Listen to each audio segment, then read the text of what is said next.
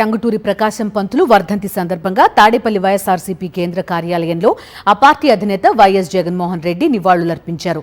ధైర్యానికి ప్రతీక, నిజాయితీకి మారుపేరు, ప్రజాసేవకు చిరస్మరణీయ చిహ్నంగా నిలిచిన గొప్ప నాయకుడు అని కొనియాడారు.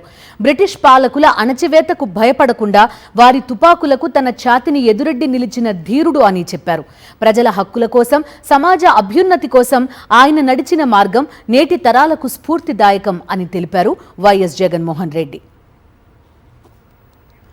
టంగుటూరి ప్రకాశం పంతులు వర్ధంతి సందర్భంగా తాడేపల్లి వైఎస్ఆర్సీపీ కేంద్ర కార్యాలయంలో ఆ పార్టీ అధినేత వైఎస్ జగన్మోహన్ రెడ్డి నివాళులర్పించారు.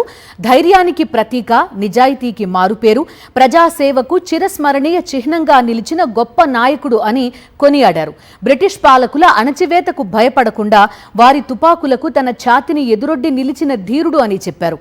ప్రజల హక్కుల కోసం, సమాజ అభ్యున్నతి కోసం ఆయన నడిచిన మార్గం నేటి తరాలకు స్ఫూర్తిదాయకం అని తెలిపారు వైఎస్ జగన్మోహన్ రెడ్డి. వైఎస్ఆర్సీపీ అధినేత వైఎస్ జగన్మోహన్ రెడ్డిని కలిశారు. బ్రాహ్మణ సంఘం ప్రతినిధులు ప్రకాశం పంతులు విగ్రహాన్ని అసెంబ్లీలో ఏర్పాటు చేయాలని కోరారు.